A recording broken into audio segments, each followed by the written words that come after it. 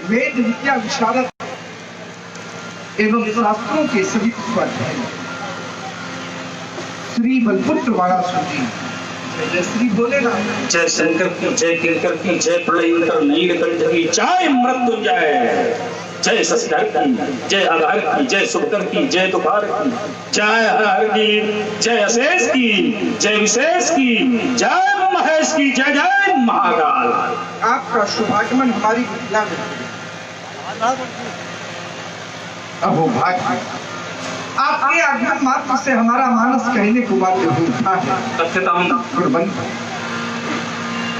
बंधु का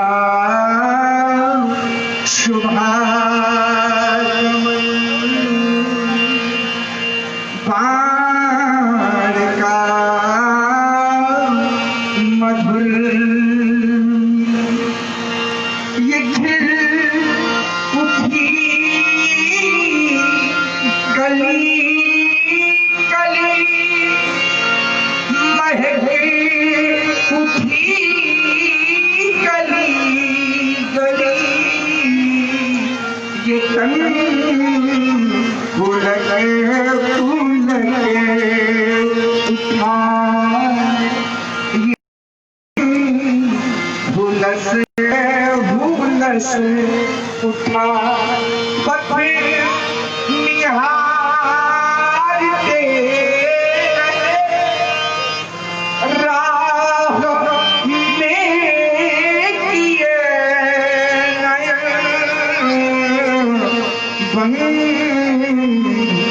का शुभागमन। हमारा राह ये नयन, यही तो चूक है। निज पर हो विश्वास, दृष्टि से लक्ष्य नहीं हो जाए, दृष्टि में मार्ग नहीं लक्ष्य होना चाहिए। निज पर हो विश्वास, दृष्टि से लक्ष्य नहीं हो जल हो, मोड़ो जग की राह, चाह में इतनी शक्ति प्रबल हो, कांटों भरा देख मत तुमने हिम्मत अगर न हारी, चलते रहे विराम रहित तो होगी विजय तुम्हारी। हमारी समस्त कामनाएं आपके साथ जाए। आसन पर विराजे और समय आने पर अपने सहयोग से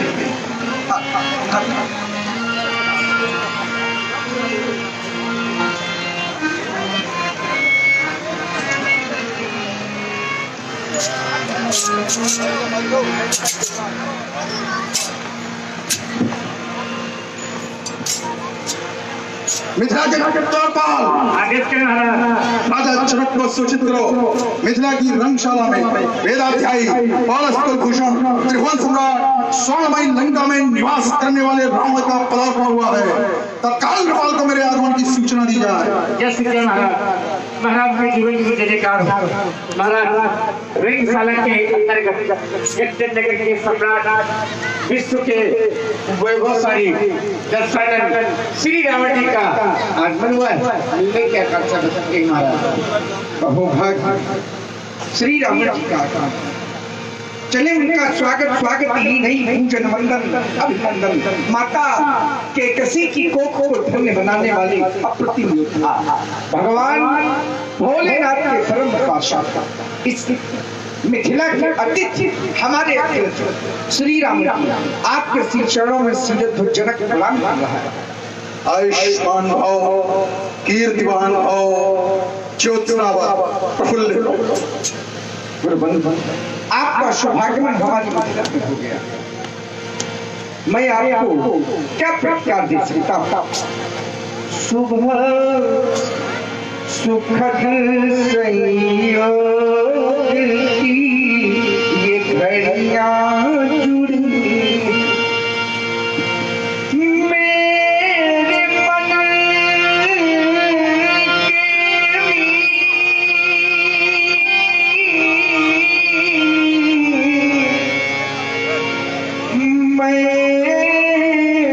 प्रतिकार क्या स्नेह का सत्कार क्या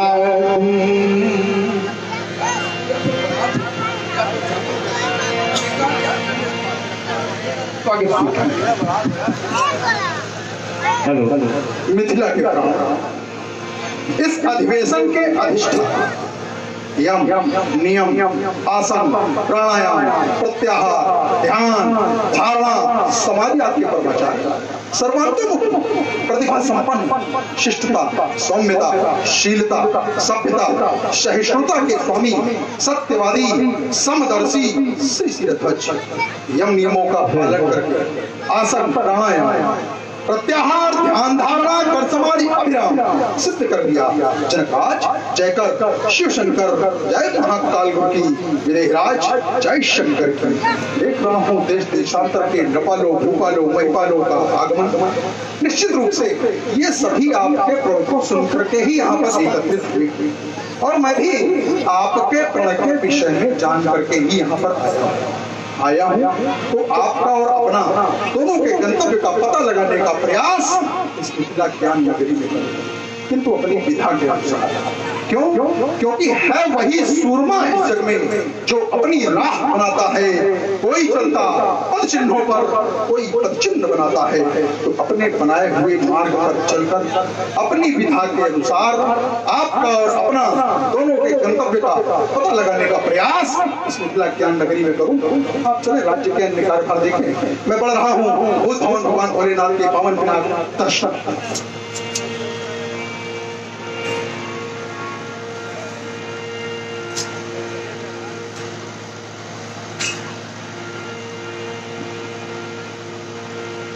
पावन भगवान भोलेनाथ के पावन पिनाक, प्रथम तो आपको इस श्रावण का प्रणाम स्वीकार। आज इस मिथिला ज्ञान नगरी में आकर यह सोचने के लिए विवश कि जिन मिथिला वासियों के लिए मैं सुना करता था धर्मशील ज्ञानी इस प्रकार के मिथिला के नर और नारी हैं। जिस मिथिला के राजा के लिए मैं सुना करता था कि जास ज्ञान रवि भाव निसनासा, इस प्रकार का यह राजा, किंतु यहाँ पर पा करके जब मैं उनके कृत्यों पर दृष्टिपात करता हूँ तो मुझे ऐसा प्रतीत होता है कि यहाँ पर जो राजा जनक और जो राजा जनक के समाज के लिए कहा गया है उसमें कहीं न कहीं कोई न कोई भ्रांति अवश्य है। क्यों? क्योंकि राजा जनक ने भगवान शंकर के धनुष पर आधारित होकर ले लिया पुत्री के विवाह का प्रण। और मैंने ये जाना है कि इमाम द्वैत धनुषी श्रेष्ठ है, दिव्य लोकादि पूछते अलौकिक धनुष को तोड़ने के लिए राजा जनक ने आमंत्रित किया है देश के राजाओं अर्थात लौकिक जगत के लोगों को आमंत्रित करके अलौकिक को तोड़ने का प्रण राजा जनक ने किया। और जो बात हमारे जैसे व्यक्ति के समझ में आ सकती कि इसको हर या उससे जुड़ी हुई कोई शक ही उठा सकती है, ये बात क्या राजा जनक की समझ में नहीं है। और जब तक हमारा इस प्रश्न का उत्तर इस राज समाज के अंतर्गत नहीं मिल जाता, कोई भी बुला तो सहस्त्र करे अजगों के सन्निकट जाने का। अगर किसी ने अजगों के सन्निकट जाने का दुस्साहस किया तो रावण की चंद्रहास का वार उसके गलकंठ पर कर दिया और ये रावण उसके शीश को काट कर विमल वेद का समर्पित कर दिया। लंका के सम्राट उद्भट विद्वान वेद बाहुबली श्री राम जय श्री शंकर भगवान महाबलित्रय परिशुद्ध शोणपुराधीश महाकाल जय जय श्री शंकर भगवान। सुस्मित समाज के अंतर्गत उपस्थित विज्ञ प्रविज्ञ सुविज्ञ गोविंद मनीषी सुना आपका जो चिंतन है बड़ी यथार्थ की धरातल है। इमे द्वय धनुषी श्रेष्ठ दिव्य। तो जब ये दिव्य अलौकिक है तो फिर प्रश्न लौकिक के लिए क्यों, यही सोचने का विषय है। क्योंकि लौकिक में ही अलौकिक को खोजना, जहां सीमांकन है कि यह अलौकिक है उसकी खोज सरल है, लेकिन लौकिक में अलौकिक को खोजना बड़ा कठिन है। एक मार्ग तेरा विचार, ज्यों तिलमाही तेल है ज्यों चकमक में आग, और तेरा साई तुझ में जाग सके तो कस्तूरी कुंडली बसे मृग ढूंढे वनमान। इसलिए श्रीमान जी महात्मा जनक ने जो प्रश्न रखा है ये ठीक महात्माओं का प्रश्न है। इन लौकिक में उस अलौकिक को खोजना कठिन है, इसलिए इस अलौकिक का सहारा लिया है, कुछ अनुचित नहीं किया। श्रीमान पराशर जी, आपकी उत्तम सोच के लिए आपको साधुवाद। किंतु देखिए अब आपकी ही बात से आपकी बात का उत्तर निकले। यही तो मैं कह रहा हूं कि जब धनुष अलौकिक तोड़ने वाला होना चाहिए कोई अलौकिक, तो फिर देश देश संदेश पठयो सुनि भूप सब सुख पावही, साज साज समाज राजा जनक नगर ही आवही क्यों? यही तो प्रश्न। यदि अलौकिक है तो तोड़वाने के लिए अलौकिक लोगों को आमंत्रित करना चाहिए।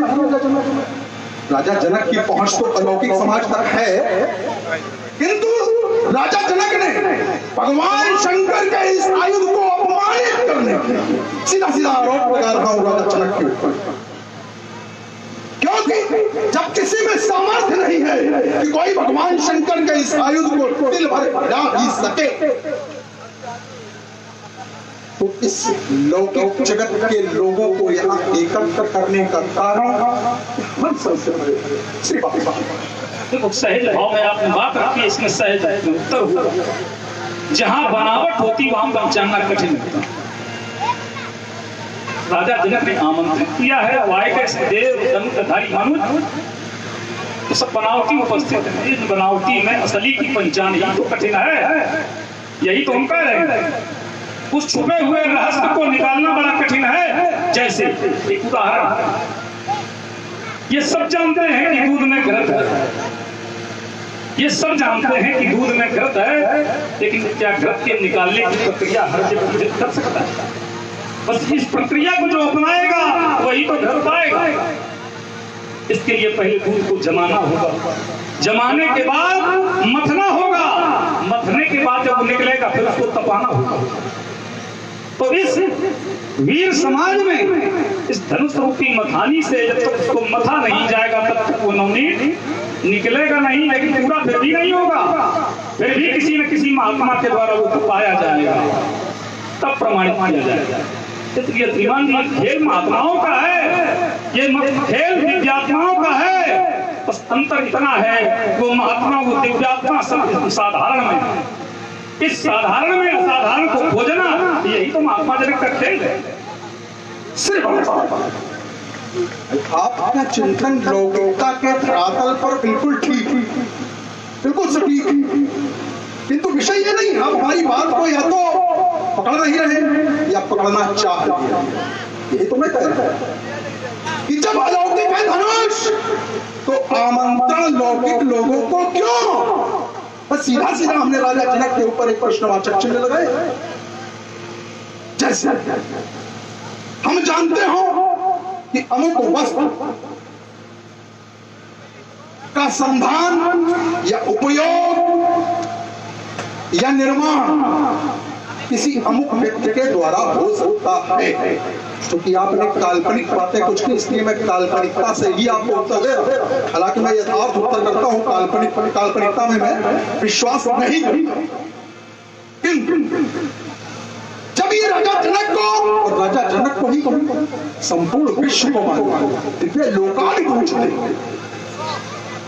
तो राजा जनक के द्वारा आमंत्रित किया जा रहा है देश देश के भूपतियों को। और आप ये कह रहे हो यहाँ पर देव तनुज धरि मनुज शरीरा, बात मानते हैं, आपकी बात से सहमत है कि हो सकता है यहाँ पर कुछ देव कुछ दानव मनुष्य के रूप में उपस्थित हों, इस पर हमारा कोई प्रश्नवाचक चिन्ह नहीं है। किंतु राजा जनक के द्वारा अगर वो उपस्थित भी हैं तो वो मात्र दर्शक की भूमिका में है, मनुष्य के दर्शक की भूमिका में है, वो तोड़ने नहीं आए, क्योंकि आमंत्रण अगर दिया गया है तो आमंत्रण केवल राजाओं को दिया गया है, वो भी लौकिकता के धरातल के राजाओं, न कि अलौकिकता के धरातल के। अच्छी बात वहीं पर केवल समझने का अंतर। जिस अलौकिक की आप चर्चा कर रहे हैं, जिस अलौकिक के मार्ग पर आप जाना चाहते हैं, वो खड़ा लौकिक धरातल पर, यही तो विषय है, संकेत है, और संकेत में सब लोग समझ जाएंगे, कहने की आवश्यकता नहीं पड़ेगी। राज समाज विराजत रूढ़ी, राज समाज लौकिक है, तो वो लौकिक में ही छुपा हुआ। अब विषय है जब कोई लक्ष्य सामने न हो तो उसको सामने लाने के लिए कुछ न कुछ विशेष प्रक्रिया अपनाई जाती है। इसलिए महात्मा जनक ने ये प्रक्रिया अपनाई। महात्मा जनक वो आप प्रमाणित कर चुके, जास ज्ञान रवि साधारण तो है नहीं, ऐसे ज्ञानी के द्वारा एक कोई निर्णय लिया गया है तो कुछ विशेष चिंतन है। विमान जी इतना साधारण इतना हल्का उनका निर्णय हो नहीं सकता। आप जैसे कथन है कि सीधे वहां से जोड़ दिया जाता है। बड़े बड़े महात्मा विश्वामित्र शरीफे विचार को वो भी विचार कर रहे हैं, ऐसे नहीं। विचारने के बाद भी, पहचानने के बाद भी मान नहीं रहे, मान तब रहे हैं जब कसौटी पर कस रहे। जानने के बाद फिर भी नहीं माना गया। तो संकेत में बता, जब उनके यज्ञ में संकट पड़ा तो उन्होंने विचार किया, प्रभु माना कब? जब उनके लक्ष्य की पूर्ति कर दी गई, जब उन्होंने कसौटी पर उनको कसा, तो ये लौकिक धरातल, लौकिक धरातल पर बिना कसे पहचान नहीं होगी, मान्यता नहीं होगी। बहुत हो गया भाई, हृदय से कहाँ का विषय आपने कहाँ पढ़ा, कोई साधुवाद दे। अब देखिए यही एक प्रश्न फिर खड़ा नहीं होगा तो नहीं, यही एक प्रश्न खड़ा और बहुत जटिल प्रश्न है वो, जिसके विषय में आप वार्ता कर रहे हैं कि विश्वामित्र भी सोच रहे हैं, विश्वामित्र भी विचार कर रहे हैं, क्या राजा जनक के द्वारा उसको धनुष यज्ञ का आमंत्रण भेजा गया? यही तो विषय है। वह भी मात्र दर्शक की भूमिका में यहाँ उपस्थित, वह भी मात्र दर्शक की भूमिका में यहाँ पर उपस्थित। चलिए छोड़ते दूसरा, जब भगवान शंकर के द्वारा ये आयुध धरोहर के रूप में दिया गया, देवराज इतिर्ख्यातो निर्ज्येष्ठो महिमा न्यासो तस्य भगवान हस्ते दत्तो महात्मना। सीधे सीधे अर्थात न्यास रूपी धरोहर क्या है, ये समाज को जानना अत्यंत आवश्यक है। धरोहर देखिए 5 प्रकार की: निक्षेप, याचित, अनुवाहित, न्यास और न्यास रूपी धरोहर जिस व्यक्ति के द्वारा किसी को रखने के लिए दी जाती है, कुछ कालखंड हो सकता है, उसके बदले में कुछ आदान प्रदान हो सकता है। क्या विषय है ये? शंकर जी और राजा जनक के ये उनका विषय है। किंतु वह धरोहर मूल स्वामी को वापस मांगने पर जिसके पास रखी है उसे देनी होगी। और राजा जनक ने तो प्रण ले लिया कि हम इसको तोड़वा देंगे तो हमारी पुत्री का विवाह होगा। ताकि मुझे पूर्ण विश्वास कि राजा जनक ने जिनको जिनको आमंत्रण भेजा उनमें से कोई भी नृपाल तो तोड़ना तो दूर है, सारे लोग मिलकर लग जाएंगे तो भी इसको हिला नहीं। लेकिन यदि किसी आपकी बात को यदि हम मान लें कि कोई अलौकिक व्यक्तित्व यहाँ आया या आ सकता है या मानव रूप में उपस्थित है, उसके द्वारा यदि बोध किया गया तो राजा जनक से भगवान शंकर जब कहेंगे कि हमारी धरोहर हमको वापस करो, जनक क्या देगा? श्री बड़ी अच्छी बात आई। एक शब्द आया आमंत्रण। यद्यपि प्रमाणित इस ग्रंथ के माध्यम से इतना ही है, आए सुनी,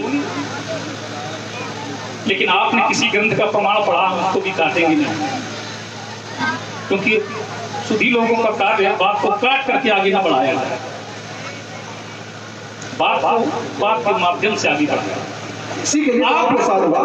आपने जिनके लिए कहा उन्हें आमंत्रण नहीं दिया गया, अरे उनसे बड़ा आमंत्रण किसी को मिला ही नहीं। यही तो विचार करने का विषय। सबको केवल सूचना पहुंची होगी और उनके लिए महर्षि भेजे गए, कुलाचार्य गए। आप सब लोग समझते हैं सभी लोग हैं, तो उनसे बड़ा आमंत्रण किसी का हो सकता है। और इतने पर भी लोग न समझें तो समझ कर भी जो ना समझे, यह कहने का विषय नहीं है। आमंत्रण उनको भी ऐसा नहीं है कि आमंत्रण न दिया गया हो, हमको समझते उनसे बड़ा किसी का आमंत्रण हो ही नहीं सकता। अब रही बात धरोहर की, जो धरोहर दी गई है तो बदले में दिया जाता है। आप सारी बातें मान लेंगे, लेकिन एक बात निश्चित है, भगवान शंकर ने आज तक जिसको दिया है कभी मांगा नहीं। हम उस बात कही बातें सब हटा दें। भगवान शंकर ने आज तक जिसको दिया कभी वापस नहीं मांगा। एक उदाहरण दिया, जिस समय हमारे पूर्वज हिरण्याक्ष ये पुत्रवान थे, लेकिन उनके अनुरूप पुत्र नहीं थे। उन्होंने भगवान शंकर से पुत्र की याचना की तो भगवान शंकर ने अपने पुत्र अंधक को दे दिया। क्या कभी वापस मांगा? भगवान शंकर जैसा था तभी तो कहा गया, धन धन भोलानाथ तुम्हारे कौड़ी नहीं खजाने। और 3 लोग बस्ती में बसा गया, बसे उनसे बड़ा कोई दानी नहीं। उन्होंने जिसे दे दिया सो दे दिया, वापस कभी मांगा नहीं। इसलिए दिमाग इस प्रश्न का महत्व यहीं से समाप्त हो जाता है। चलिए अब महत्व समाप्त किए देते हैं, तो केवल इस विषय पर एक पंक्ति की वार्ता करके छोड़ दो, आगे बढ़े। आपने कहा कि भगवान शंकर ने क्या किसी से मांगा देने के पश्चात, और मैं कह रहा हूं कि भगवान शंकर ने जब भी किसी को दिया क्या वहां पर न्यास शब्द का प्रयोग हुआ? ये बढ़िया तुम्हारी बात है, न्यास शब्द का देखो इसका नहीं, एक है हमारी वार्ता पूरी होने दो। तुमने 2 अंधक दिलाए हो ना, अंधक को भी खिलाना पड़ेगा। अंधक क्या हुआ? आपका ये कथन कि भगवान, हाँ कुछ बोलते ना। और ये आगे भाई आनंद भाई हमारे श्री राम बाबू जी और श्री पूर्व ग्राम प्रधान कई आज के द्वारा श्री रावण जी श्री बाणा के पुत्र में ये ज्ञान से और संवाद सुन रहे हैं, प्रभावित हुए हैं। 101 पुस्तक श्री रावण जी और श्री बाणा के पुत्र में सबसे भेंट की जा रही है। प्रधान जी को हार्दिक शुभकामनाएं है, धन्यवाद है। भगवान शंकर के द्वारा अंधक भी यदि दिया गया, क्यों दिया गया? क्योंकि यहाँ अंतर है, दोनों को देने में अंतर है। धनुष दिया गया धरोहर के रूप में, किसी ने मांगा नहीं, बिना चोट के। आप ऐसा व्यक्ति हो तो वार्ता करने में आनंद आता है, अन्यथा हम मित्र न हो। आप जैसा व्यक्ति न हो, वहां पर धरोहर का प्रयोग हुआ और अंधक को हिरण्याक्ष ने आराधना, ऐसी आराधना नहीं, तपस्या करके, क्योंकि कोई पुत्र नहीं था उसके। बाद में 4-5 पुत्र हुए, वो विषय अलग। अंधक को मांगा तो बड़ा सोचिए। एक चीज स्पष्ट और चलिए, अंधक के सभी लोग जाने तो उत्पन्न कैसे होता है। एक बार भगवान शंकर कैलाश पर बैठे हुए थे। मैया पार्वती पीछे से आई और आने के पश्चात उन्होंने भगवान शंकर की पीड़ा हो मजाक पीछे से दोनों आंखें बंद कर दी। दोनों आंखों के बंद करने पर भगवान शंकर के मस्तक से एक श्रम बिंदु छिपा। उस श्रम बिंदु से नेत्रहीन पुत्र की वो पुत्र रोने लगा। उसी समय हिरण्याक्ष उधर पुत्र के लिए तपस्या कर रहा था। मैया पार्वती भगवान शंकर से ज्यादा दयालु, ज्यादा कृपालु, तो उन्होंने कहा आपका ये भक्त तपस्या कर रहा है, इसको इस पुत्र को प्रदान कर दिया जाए। तब तक हिरण्याक्ष के कोई पुत्र नहीं, हिरण्याक्ष को अंधक प्रदान किया गया और अंधक प्रदान करने के पश्चात हिरण्याक्ष के 4 पुत्र और बाद में उसके नेत्र आए, किन कारणों से आए वो अलग विषय है। अंधक की उत्पत्ति आपके द्वारा कहा गया बताना चाहिए। अच्छा देखिए एक चीज और जोड़ देते हैं, अब हम ये विषय आ गया बहुत सुंदर विषय। एक सवाल बात चाहेंगे आपसे, भगवान शंकर का त्रिनेत्र जो तीसरा नेत्र वही उत्पन्न जिस समय मैया ने भगवान शंकर के दोनों नेत्र बंद कर लिए, संपूर्ण सृष्टि में अंधकार छा गया। जब संपूर्ण सृष्टि में अंधकार छा गया, चारों ओर जितने देव थे सब भगवा गए। सूर्य अस्ताचल को चले गए, कहीं प्रकाश की लेश मात्र किरण नहीं थी। भगवान शंकर के मस्तक से तत्काल तीसरा नेत्र उत्पन्न हुआ और उस तीसरे नेत्र के उत्पन्न होते ही उससे भीषण ज्वाला निकली, जिसने सामने स्थित हिमालय पर्वत को तट कर मैया पार्वती उन्होंने कहा प्रभु ये क्या?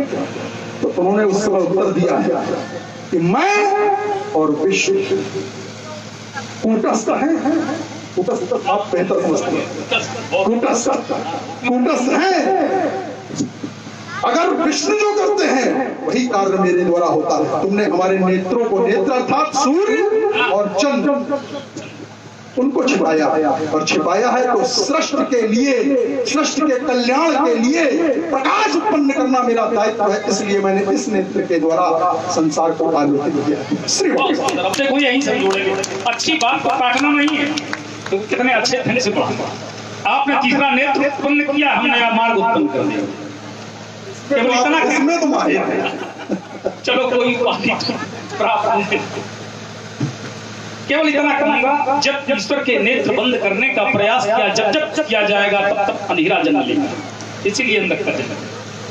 अब रही बात, जब तीसरा नेत्र उत्पन्न हुआ, इसी तीसरे नेत्र से मार्ग अवरुद्ध करने वाला एक और उत्पन्न हुआ।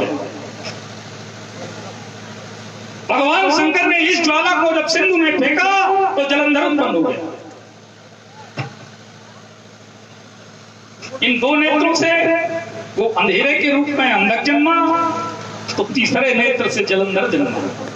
उसने भी सृष्टि में बाधा डाली। तो श्रीमान ये ऊपर वाले लोग हैं, जो करें सो अच्छा। नीचे वाले ऊपर वाले हैं, तो भाई नीचे वाले वही तो चर्चा नीचे वालों पर थी, लेकिन पर्चा ऊपर वालों पर भर दिया गया। और भाई प्रभावित हुए माँ करासी देवी रामला, माँ करासी देवी रामला समेत कवई ये भी पदाधिकारी उपस्थित है। तो भाई करासी देवी रामला कवई के द्वारा भी 101 पुस्तक श्री राम जी और श्री बाला के मध्य में सफेद भेंट दी जा रही है। साथ ही हमारे बीच में उपस्थित है आदरणीय भाई राजेश जी मिश्रा, रावण जी के बड़े कुशल अभिनेता, नवयुग रामविलास समेत कवई। आज के द्वारा भी 51 पुस्तक श्री रावण जी और श्री बाला के मध्य में सफेद भेंट दी जा रही है। हार्दिक धन्यवाद।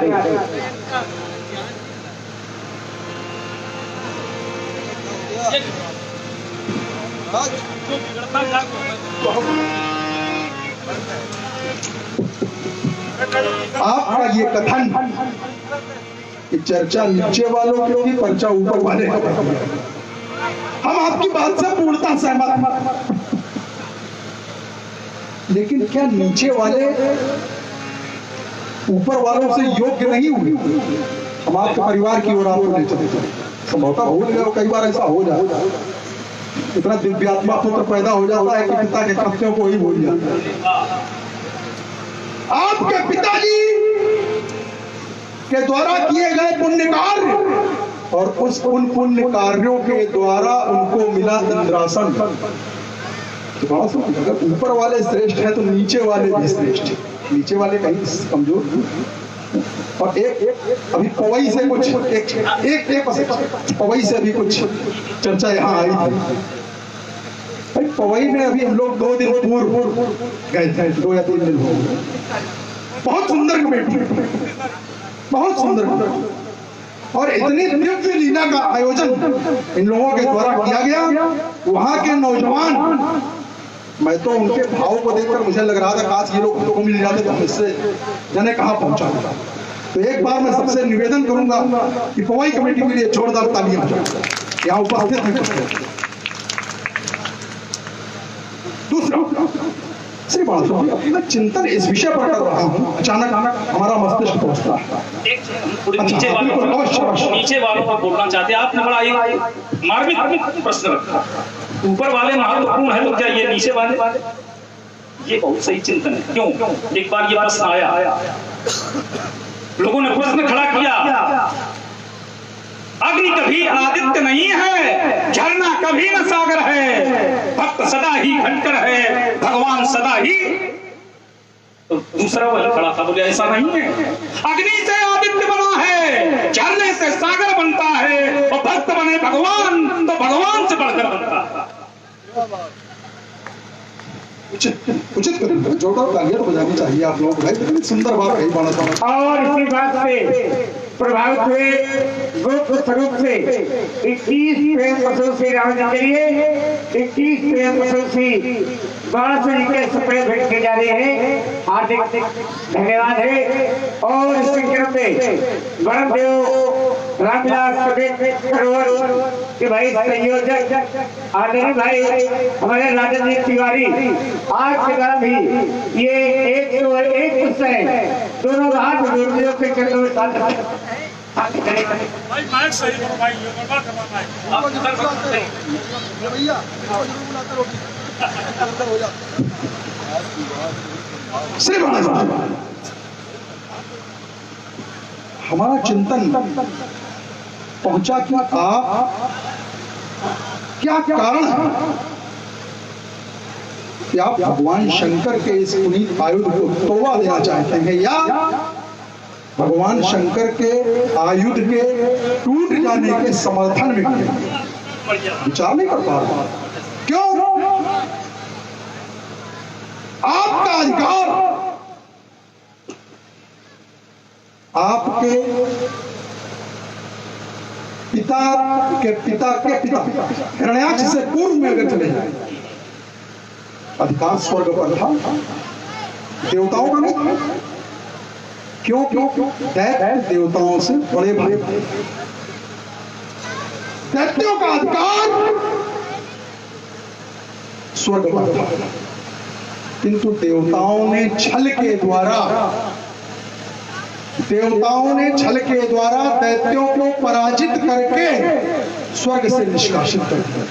श्री बालासुर जी कहीं ऐसा तो नहीं कि इसीलिए मौका है निपटा दो, ऐसा कुछ विचार तो आपके नहीं? इस पर देखिए, ये विचार हमारा है तो नहीं, यद्यपि कालखंड से जोड़ा जाए तो तुम में हमें कोई अंतर नहीं,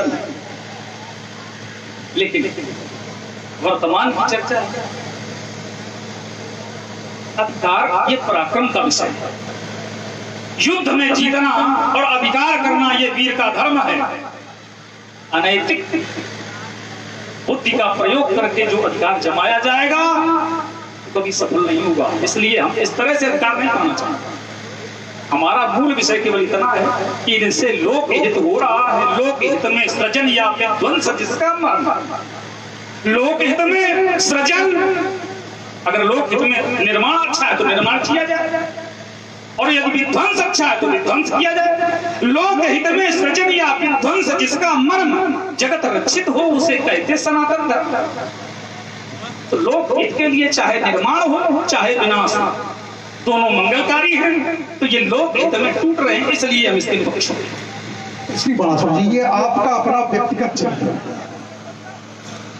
विषय फिर यहाँ ये खड़ा हो जाएगा कि तुम सनातन धर्म के प्रवर्तक कब से हो। एक दैत्य सनातन धर्म का प्रवर्तक कब से हो गया, दूसरा प्रवर्तक इसलिए नहीं कहेंगे, समर्थक कह सकते हैं। प्रवर्तक क्यों? प्रवर्तक तो हम प्रवर्तक नहीं, न प्रवर्तक तो यहाँ पर आपकी जो भूमिका वो प्रवर्तक की है, समर्थक की नहीं। यहाँ पर आप जो भूमिका निर्वहन कर रहे हो, प्रवर्तक की भूमिका प्रवक्ता के रूप में खड़े हो। राजा जनक के पक्ष से कह रहे हो प्रवर्तक नहीं, ये तुम्हारी हम स्वीकार कम से कम नहीं, जो करते होंगे वो कह हमारे द्वारा ये स्वीकार है। दूसरा आपका ये कथन कह रहे हो हम और तुम एक ही हैं, एक कैसे मान लेंगे? और त्रिपुंड तुम भी धारण किए हो, त्रिपुंड हम भी धारण किए, त्रिपुंड राजा जनक भी धारण किए, और तीनों की विचारधाराएं, तीनों के धर्म, तीनों के कार्य पृथक पृथक। तो मैं किसे दोषी हूं, तुम्हें या राजा जनक? किसे सराहूं? क्योंकि एक भी शैव यहाँ असली नहीं। धारण किए हैं मस्तक पर शैव चिन्ह, पर आस्था शिव धर्म से है। वही अंधेर नगरी जहां सांकल्य जैसा ऋषि समर्पित हो गया। योग का नाटक दिखावे के लिए था, हाँ सुधनवा वीर जिसमें झूठ को सर पर लिए ये झूठ, सत्य के ये पक्षधर अब बन गए हैं। चीखने को लाख चीखे ये प्रजा, सखी परंतु पनराव। चीखने को लाख चीखे ये प्रजा, पर जनक तो आज हटता पर खड़े हैं। और देखिए वातावरण कब गर्म हो, क्योंकि राख में शोले बड़े छिछले गए। और यदि रोकना चाहते हो समर्थक हो, प्रवर्तक हो, इसलिए यदि रोकना चाहते हो विप्लव, शिव धर्म का यहाँ अपमान होने न पाए। शीघ्र बदल दो अपने विचारों को, क्योंकि क्रोध से पहले ज्वालामुखी हटने न पाए। मैं धरा का शैव हूँ, मैं धरा का शैव हूँ, गुरु का मान रखना जानता हूँ। राज सत्ता पांव की दासी रही है, मैं चलन उसको चलाना चाहता हूँ। और प्रभावित हुए रहे भाई रोहित जी तिवारी, भाई रोहित जी तिवारी, जो कि भाई बाराबंकी शहर पर धरे हुए हैं। आज तुम्हारा 51 पुस्तक श्री राम जी के सुंदर भेद पर 51 पुस्तक श्री 1200 जी के सुंदर भेद पर भेंट की जा रही है। हार्दिक धन्यवाद। और एक विशेष सूचना है, श्री वनदेव बाबा रामविलास समेत करोड़ के तत्वाधान में दिनांक 31 नवंबर दिन शनिवार को नवा विशाल धनुष्य के महोत्सव होने जा रहा है, जिसमें कि उत्तर भारत के विख्यात कलाकार पधार रहे हैं। सभी भक्तों से ये निवेदन किया जा रहा है 21 नवंबर 2020 21 नवंबर 2020 दिन शनिवार को आदेश से तारीख निश्चित हो गई है। नवा विशाल धनुष्य महोत्सव संपन्न होगा। सभी भक्तों से निवेदन है आदेश के अधिक संख्या में पधारे और कार्यक्रम को सफल बनावे। संयोजक भाई राजा जी तिवारी। ये बड़ी उचित है। 21 अब हमारा परिचय दूरदृष्टि, एक वर्ष बाद तैयारी हो ये है। अब हमारा परिचय आप जानिए। मेरी खामोशी को कमजोरी समझने वालों, मेरी खामोशी को कमजोरी समझने वालों, इतना समझ लो कि राख के नीचे अक्सर अंगार दबी होती है। चोट मीठी जरूर होगी लेकिन प्राण घातक। आपने बड़ी अच्छी बात रखी कि तुम और हम एक कैसे, हमने जिस धरातल से जोड़ा मैं उस धरातल वो दे रहा हूं। जैसे लौ एक धातु है, उसी से खुरपी बनी है और उसी से बनी तलवार। जाति तो दोनों की एक ही है कि वे क्रम बट गए। जैसे देश में जो खान लोहे की निकलती है दो तरह का वह यहाँ लोहा उगलती। एक की खुरपी गुणाती निराती गोड़ती खेती, एक की रण क्षेत्र में तलवार चलती। तो है तो एक ही, जब आकृति बदल गई है, क्रम बदल गया। इसलिए श्रीमान जब इस धरातल से कहा था जो तुम्हारा है क्षेत्र वही हमारा है, केवल अंतर मात्र थोड़ा सा है। अब रही बात अब असली नकली पर बात आ गई, तो इसलिए असली नकली के चक्कर में न पड़ो। हाँ, हमारा तो केवल इतना कथन है कि इस मार्ग को ठीक इसी तरह से पढ़ाते चले। इस मिथिला में कुछ कहने से पहले विद्वानों से सम्मति ले लो, मत तोड़ो सिर पर भार दशानन अंतर की प्रज्ञा खोलो। निकुल में थे देवराज जिन्होंने महायज्ञ रच डाला था, होकर प्रसन्न शिव शंकर ने ये आयु उनको दे डाला था। और जिस हेतु हुआ निर्माण धनुष का वह कार्य विश्व से पूर्ण हो चुका। त्रिपुरासुर का कर विनाश यह शस्त्र विश्व से अर्च हो चुका। अब होने दो वैदे ही विवाह, मत में विष घोलो। इस मिथिला में कुछ कहने से पहले विद्वानों से सम्मति ले लो। विद्वानों से सम्मति? हमसे बड़ा विद्वान कोई? सम्मति हम किससे ले ले? कोई हमसे भी बड़ा विद्वान है जिससे हम सम्मति लेते? तो मैं दीप हूँ, मैं दीप हूँ, चलता रहूंगा। मैं प्रलय की आंधियों से अंत तक लड़ता रहूंगा। देव सुनकर नाम मेरा भाग जाए, मात्र चलने से धराए डगमगाए। स्वच्छंदता निर्बंधता से बंद पर आगे बढ़ूंगा। मुक्ति को मैंने बुलाया, मुक्ति को पाकर रहूंगा। दीप हूँ, चलता रहूंगा। सभी नहीं जला करते, दीपक को ही जलना। सभी नहीं जला करते हैं, दीपक को ही जलना होगा। और मंजिल नहीं चला करती है, कदमों को ही। इसलिए हमें जानो पहचानो। मैं मधुसेन भिज्ञ आज तक जीवन भर विस्पान किया है, सूल भरे कंटक पथ पर जीवन भर अभियान किया है। धूधू धड़क धड़क कर पृथ्वी जे चिताएं बल खाती थी, और धड़क रहा मेरा यौवन था, धड़क रही मेरी छाती थी। या नहीं विध्वंस विश्व का जीवन भर निर्माण किया है। मैं मधुसेन भिज्ञ आज तक जीवन भर विस्पान किया। तो मैं विष पीने का अभ्यास, तुमने विस्पान किया तो सुन लो। मैं विष पीने का अभ्यासी, अमृत की चाह नहीं करता। भाई जाते भाई खाते जाते हुए पथिक जाता उस राह नहीं रहता। मुझको विष पीते हुए देख, अब मृत्यु स्वयं घबराती है। मुझको छूना तो दूर रहा, वह दूर खड़ी हर रहती है। ये है मेरा सच्चा स्वरूप, फिर काहे तू दम्भ भरता। मैं विष पीने का अभ्यासी, अमृत की चाह नहीं करता। तो दैत्येंद्र बलि के श्रेष्ठ वन शुभ क्यों ठुकराई है? श्री शंभु के अपमान की यह नींद क्यों अपनाई है? जब निज इच्छा का वर पायसिया ये अम्ब का वरदान है, तो चाप का खंडन कराना शंभु का अपमान है। जाने जनक ने कौन सी बूटी तुम्हें पिलाई है? श्री शंभु के अपमान की यह नींद क्यों? और याद भाई अवनीश जी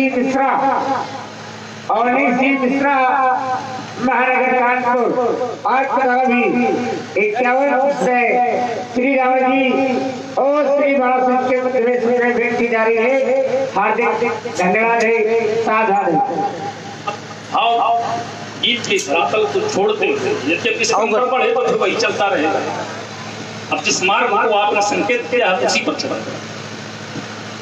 जब स्पष्ट कह चुके सीरत भाग धन खंडन पर ही प्रण पूरा होगा, तब क्यों नहीं धनुष खंडन होगा? जब गुरुवर ने दे दिया इसे तो सैबों की नहीं बमौती है। निकुल ने पूजा वर्षों से, इससे उनकी ठकुरौती है। निकुल को छोड़कर से धरा पर इस आयु को किसने पूजा? तुम भी तो हो महाशैव, शिवायु तुमने कब पूजा? इसलिए सीरत ध्वज ही इसके अधिकारी हैं। जैसा चाहेंगे वैसा होगा। आज मछली अधिवेशन में अब नहीं धनुष खंडन होगा, अब नहीं धनुष खंडन होगा। यदि होगा तो जानते हो क्या होगा? क्या होगा? ये शंकर का होगा रौद्र रूप, रचंडी का नर्तन होगा, ये बाणों से ज्वाला धमकेगी, अंगारों का वर्षण होगा। अरे विध्वंस करूंगा धनुष करके, शौर्य की नदी बहा दूंगा मैं, लंकेश विकट हुंकारों से इस अंबर में आग लगा दूंगा।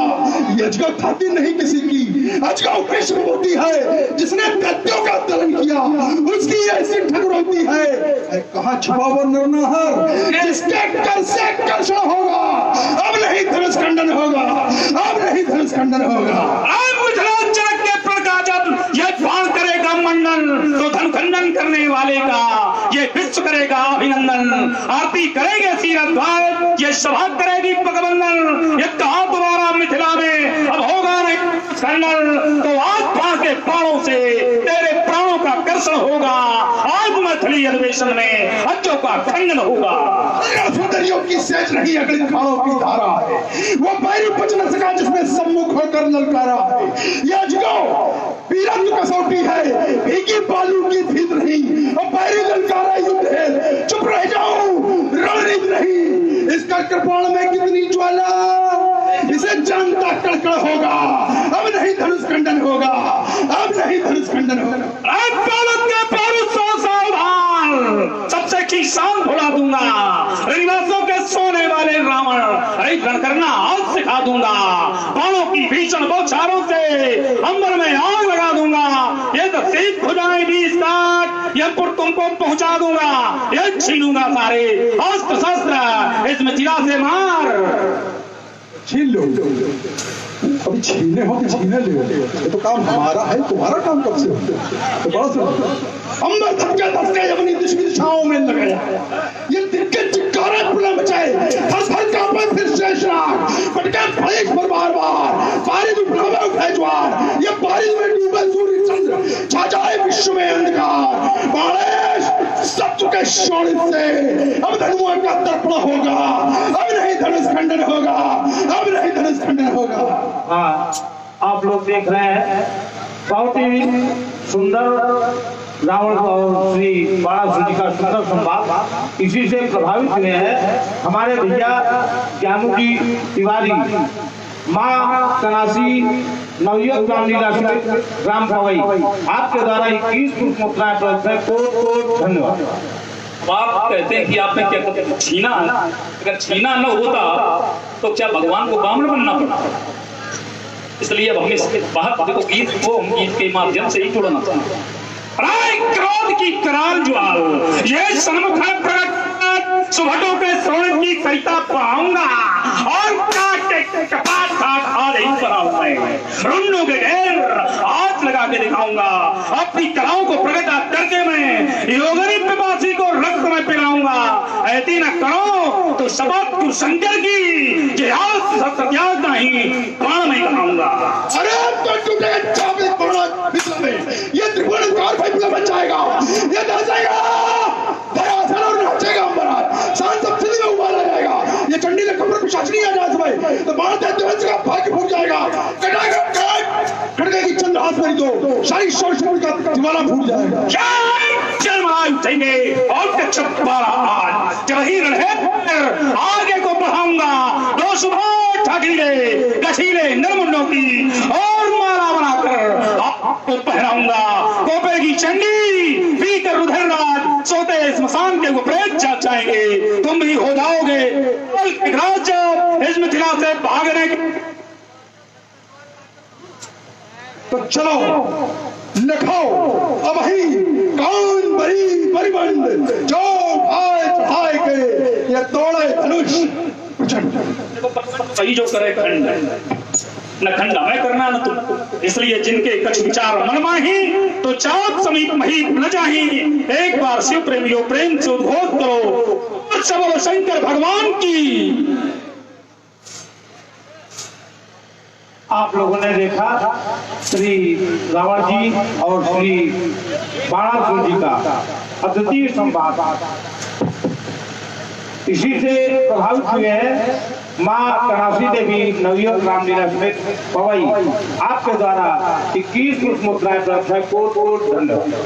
बढ़ रहा था जिस मार्ग की ओर, उस मार्ग में बाधाएं आना स्वाभाविक है। 1200 रूपी एक बाधा भी आई और चली गई। मुझे पुनः अपने उसी मार्ग पर बढ़ जाना चाहिए जिसके लिए मैं यहाँ पर आया। क्यों भाई माला घुमाने वाले कभी देखा है नारायण? क्यों भाई घंटी हिलाने वालों कभी पाया है नारायण को?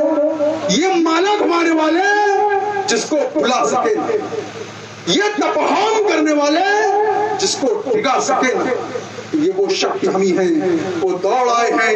धन्य धन्य बोलो जिन्होंने दर्शन पाए। देखो आज हमारा पाप श्राप नहीं वरदान हुआ है, कर दिया धर्म निर्मूल समूल। अभी तो इनका अवतार हुआ। मैंने सुना है ताड़का का वध करने वाला दशरथ नंदन राम इस राज समाज के अंतर्गत उपस्थित है। मैंने सुना है सुबाहु को ससैन्य संहार करने वाला अयोध्या का राजकुमार राम इस मैथिल समाज के अंतर्गत उपस्थित है। मैंने सुना है कि मारीच को बिन फर के बाण से शत योजन दूर फेंकने वाला कौशल्या नंदन राम इस राज समाज के अंतर्गत उपस्थित है। और यदि वो वास्तव में वीर है तो ये रावण उससे साक्षात्कार करना चाहिए। दयानंद जी प्रणाम। ज्योत्सना प्रफुल्लित हो, कहाँ छुपे थे अभी तक? इतनी मनोहर मूर्त बनाकर कौशल में आ गए और इस रावण को पता ही नहीं लगा। वार्ता जो की थी तुमने वो ये की थी कि तुम चलो मैं आता। और इतने युगों तक मैं इस पृथ्वी पर अत्याचार करता रहा तुम्हारे कारण। तुमको पृथ्वी पर बुलाकर अपनी मुक्ति के कारण ताड़का को तुमने मारा। लगता तो देखने में तो नहीं लगता तुम ताड़का तो मार सकते। सुबाहु को भी तुमने मारा और मारीच को बिन फर के बाण से तुमने फेंका। किसके पहले से किया था? गुरु जी किया। अच्छा गुरु, वो आचार्य विश्वामित्र जिसके साथ तुम मिथिला में आए, उसके कहने से तुमने ये किया। उसकी कोई अगली योजना या तुम्हारा कोई उद्देश्य हो जाना चाहिए। बड़ी प्रसन्नता हो रही है आपसे मिल करके, और मेरे आने का हेतु आप हैं, ये आप भी जानते हैं।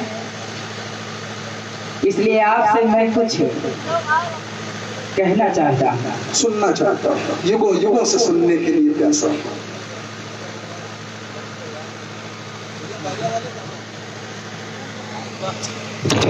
आशा ही नहीं पूर्ण विश्वास है कि आप हमारे वचनों को स्वीकार करेंगे। मैं तुम्हारे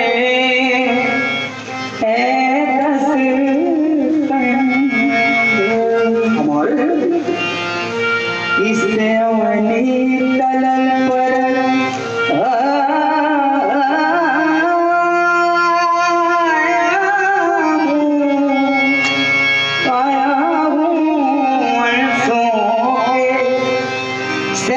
जन्म ले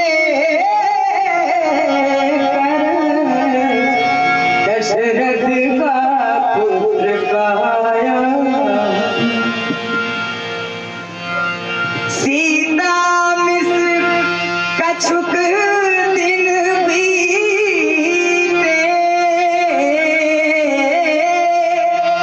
सीता मिश्र कछुक दिन बीते,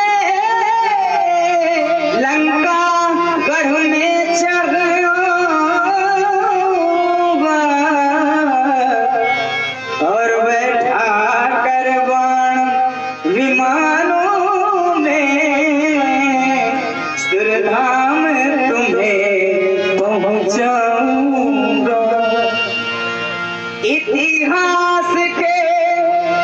पन्ने पन्ने में इतिहास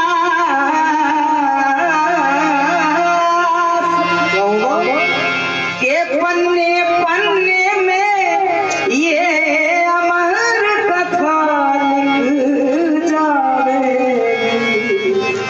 सुर नर मुनि किन्नर नाग यक्ष रुचि रूप राम गुण गाएगी। तुम भी सचेत हो, तुम भी सचेत हो, लंकापति स्मरण रहे उद्गारों का, नहीं भेद प्रकट होने का, नहीं भेद प्रकट होने पावे तेरे उन विचारों का। कह दिया विश्वास मुझको, तो जानते हो विश्वास क्या है? क्योंकि रघुकुल भी सदा चल आई, प्राण जाए पर वचन न जाए। यही वार्ता अगर तुम उस चतुर्भुज चिड़िया रूप में करते, विष्णु रूप में, तो मुझको विश्वास न होता। लेकिन ये वार्ता तुमने इस रूप में की है, तो विश्वास मुझको हो गया। आया था जिस लक्ष्य को, वह लक्ष्य पूरा। किंतु रावण को मारना क्या इतना आसान है? देखो बैठा है विमानन पे, रावण को ऐसा लगता है जैसे कोई छोटा बच्चा बैठा है। ना आसान है रावण को मारना। अभी तुम शक्ति विहीन हो, शक्ति के बिना शिव भी शव है, और मैं शक्ति संपन्न मंदोदरी रूपी शक्ति हमारे पास। अभी तक मैंने लगाया था ये खंडन पर प्रतिबंध, तुमने जो कहा उसको सब तो करना है।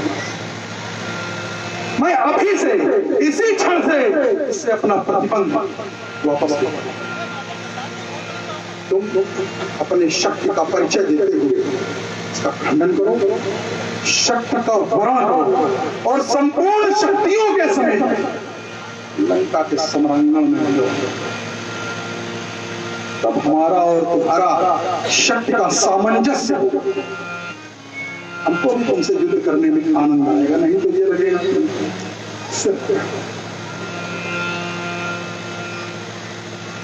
युद्ध में मारा जीतो, या तुम युद्ध में मारा जाऊंगा और या युद्ध में तुमसे जीत जाऊंगा। यदि युद्ध में मारा गया तो साकेत में घुस जाऊंगा, और युद्ध में जीता रहा तो वक्षस्थल पर तेरे चल जाऊंगा। शान से जीता रहा हूं, शान से मर जाऊंगा। इस जगत में नाम अपना मैं अमर कर जाऊंगा। और अपने जीते जी तुमको मैं लंका के अंदर प्रवेश नहीं होने दूंगा। हाँ, तुम्हारे जीते जी मैं तुम्हारे धाम पहुंचूं। ये हमारा तुमसे वादा है। कहो तो तुम्हारे फल चिन्हों का कोई भविष्य वर्णन भी करेंगे। तो हे राम,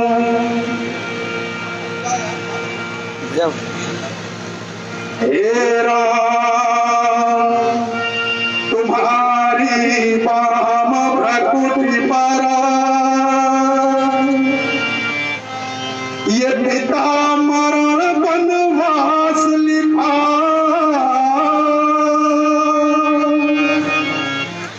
और प्रकृति दहिनी दिश रेखा बिच इस लंका का नाश लिखा मेरे ही कारण।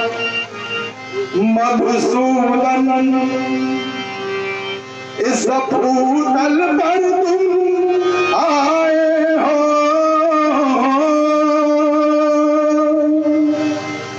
दशरथ के यज्ञ प्रतीक्षक बन निज चार अंश प्रकटाए हो मगतारी अहिल्या नारी को आए हो शंभु चाप माही।